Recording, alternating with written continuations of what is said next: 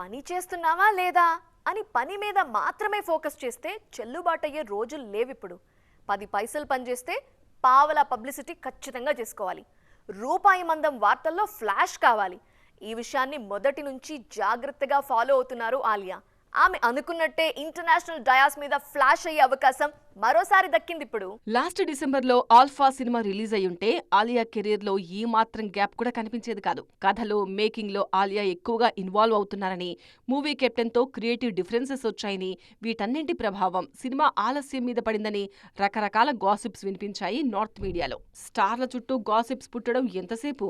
వాటిలో నిజాలేంటన్నది movie release కు ముందు మేకర్స్ ఎలాగూ చెప్తారు కదా అని ఆలియాను వెనుకేసుకొస్తున్నారు హార్డ్ కోర్ ఫ్యాన్స్.